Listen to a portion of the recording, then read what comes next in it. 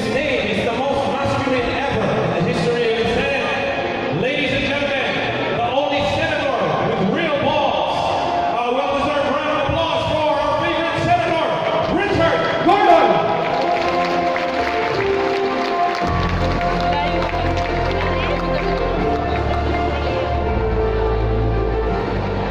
Thank you very much, Steve, for that extravagant introduction. I've never been introduced like that, referring to my lower part of my body.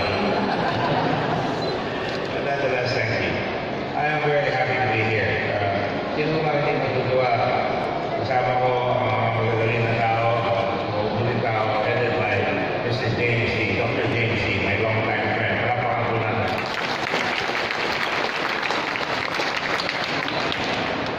Si Mike Enriquez, long-time friend there. Even if he's from the other school, I love him dearly. At rin, nagagaling nagtutuksuhan niya. At pero ako, titirahin ako yan. Nagkamali ako. Pero wala pa naman nagkamali ko.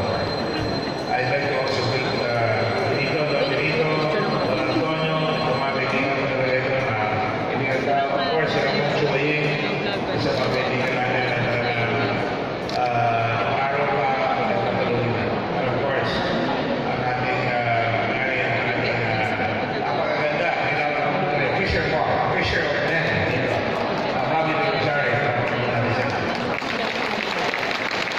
and all the other gentlemen and ladies here present who are here today on a very special occasion.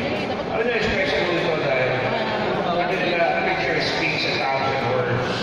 Pero kulang-kulang ito dito kay Dr. James C. at saka ang Philippine Chinese Charitable Association. Can you imagine?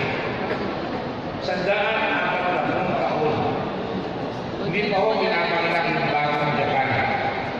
Yung bagong Japan, pinanganak yung sa 1883 nung tinanggal na nila yung Tokugawa regime na 250 years in Japan. And 1883, naging talagang lumawig ang Hapon sa buong mundo at dinala nila yung dulo.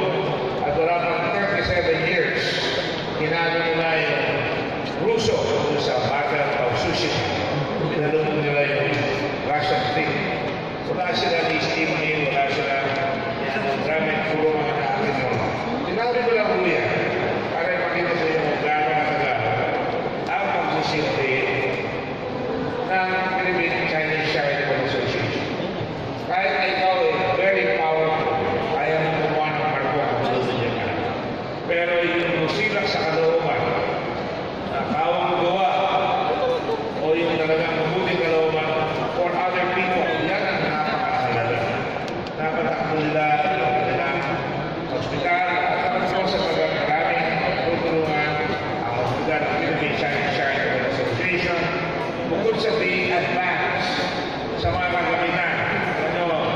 Si Dr. James C. Palagi ang tinatala dyan, kahit na marriage chamber, yung pagkakatago nilang CAT scan, na talagang number 1 sa buong Pilipinas, sa isang segundo lang, makikita na ang laman ng buong katawan mo, ang kabasanan mo, sa vital organs mo.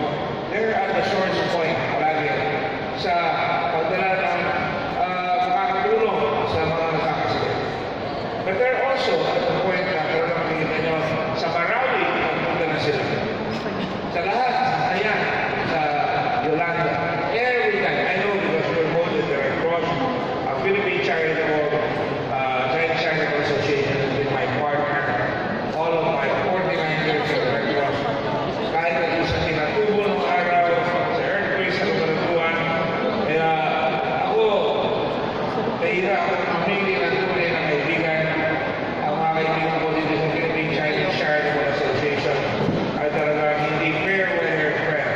Na pagka nakaupo ka, sikat ka, pag wala ka na, eto, mayaman ka, mahirap ka, maghirap ka na lahat, bubog na lahat, sunugan ka na, ang Philippine Chinese Charitable Association ay laging maasahan sa mga liderato ng mga nanuno na rito sa Philippine Chinese Charitable Association.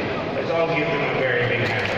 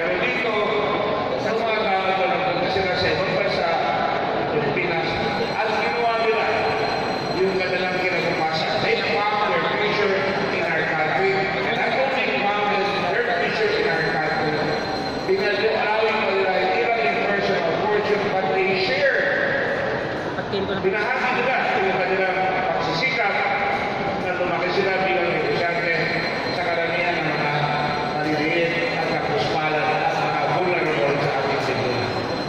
That is something I want to share with you. During this beautiful mall, produkto ito ng pagsisikap ni Bobby. Nasa fishing industry siya sa Malabon, sa Malabotas. At yan, nakita nyo, tinatawag ko na karamihan sa ating mga Pilipino ang alam, sip-sip.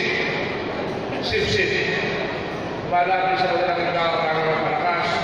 Sila James Lee, sila Trito, sila Tony, sila Radyo na dito. Magkakilala ko sa kanila, katulad yun ni Mike. We work. Ang sabi ko palagi sa mga bata, tandaan nyo, WSIP. Hindi sip-sip. WSIP.